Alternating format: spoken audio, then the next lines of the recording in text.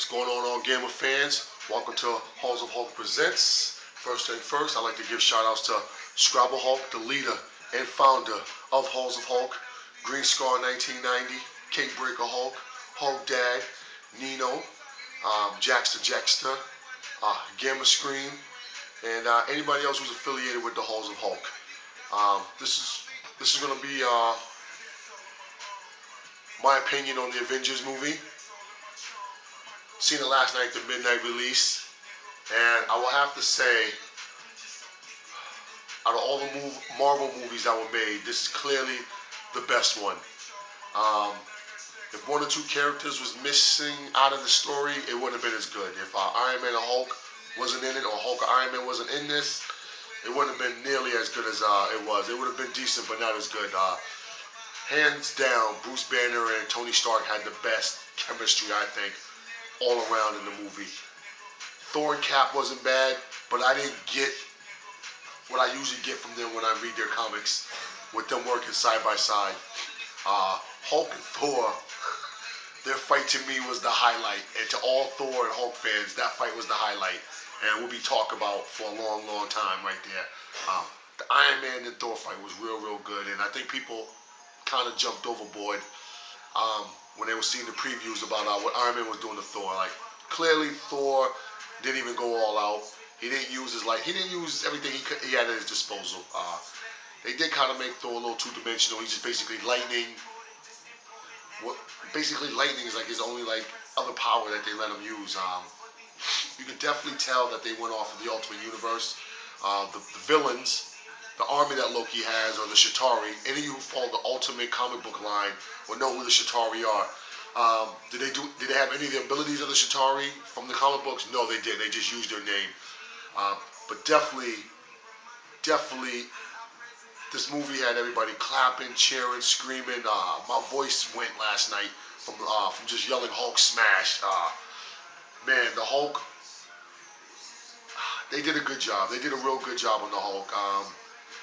Was he as strong as Ang Lee's Hulk, or as strong as Edward Norton's Hulk? This Hulk was definitely stronger than Edward Norton's Hulk in The Incredible Hulk. I would say strength-wise, he was about the same as Ang Lee's. Durability-wise, he was higher than both combined. This Hulk did not bleed at all. You hardly even see him any pain or wincing, even when getting whacked around with Thor's hammer. This Hulk right here, you can clearly, this is the Hulk that we all loved. I mean, I know we fell in love with Edward Norton's Hulk, but this Hulk has nothing on this one right here. I mean, not even close. Once you see this Hulk here, his roar woke up Tony Stark, who was kind of knocked out. You know, it was just, they did everything perfect, man. Everything was done perfect. Could they have been a little stronger, Thor and Hulk? Yes, I think they could have been a little stronger. The Hulk here, to me, was basically at 100-ton base level strength. That's like where they had him at, right there. The feats of strength that he did, just that big flying creature we all seen in the commercial, like when Iron Man is like, "I'm taking him to you," and that thing's flying. Hulk leveled that thing with one punch, leveled it with one punch. And I think this Bruce Banner was a lot better. Bruce Banner, Mark Ruffalo did an excellent job. Everything was crisp. Everything was done. You can tell that Joss Whedon put his heart into this movie, and I like to thank him, man. Like, this is a comic book nerd's dream, was this movie Avengers right here. There's definitely endings to the credits. There's one in the middle of the credits, and there's one at the end. So stay through to the whole thing. The appearance of who's coming next is mind-blowing, and I knew what it was because I paid attention for the last year from this movie being developed. All the hints and rumors, and a lot of the rumors were off, but there was some that were dead on. Like, whoever predicted that Thanos was going to be the next guy, I don't know how they found that information. They just must have knew somebody who knew somebody who knew somebody that leaked it down. But that person who said Thanos was going to be in the next Avengers was 100% correct.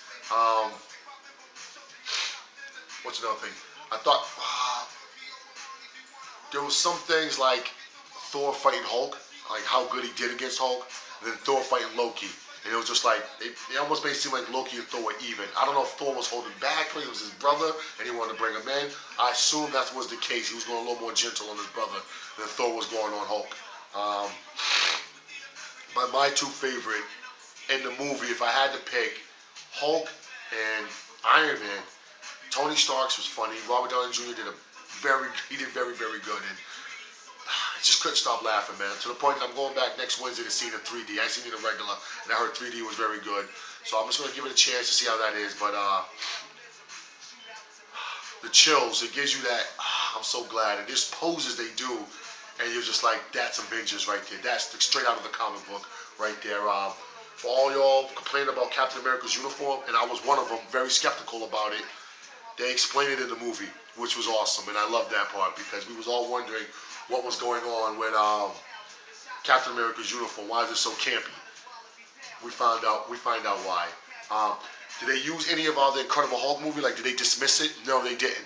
There's certain parts of the movie where you get to see a little bit of footage from the Incredible Hulk movie, like somebody's getting reacquainted with everything that's going on, what happened in the world. I think Tony Stark was looking at everything and he just seen, like, wow, I'm not really the only one around, you know, and that was pretty cool, man.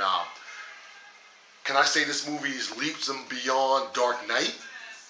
Dark Knight coming in as the heavyweight? Try not to be biased. The Marvel in me wants to say Avengers is the best comic book movie ever, ever, ever made. It's definitely the best Marvel comic book movie ever made. Right now, we got The Dark Knight Rises, which the previews look real, real good. Amazing Spider-Man looked phenomenal, phenomenal. And I believe that's going to be the better movie out of all of them this year. I love Hulk. I wish this was just all about Hulk, that movie, The Avengers, but it wasn't. So I have to look at everything in that angle right there, too. And there was some little parts where you skipped over, like, what was going on with that? That doesn't make any sense a little bit. But the movie was so well done and good, you're willing to forgive little things like that. If you're a nitpicker, you're willing to forgive a few things and you enjoy the movie. Will I think different about it when I go and see it for a second time? I'll definitely give a second opinion on it. After the Furia calms down and I power down for my gamer form, I might give you guys a different review on it. But right now, if I was to give it an A through F, F obviously fail. A as the best grade you can get. The Avengers movie, hands down, I would give it a solid B+. Solid B+, because they had to progress the story a little bit, so they kind of rushed some things, and you're just like, okay, I understand.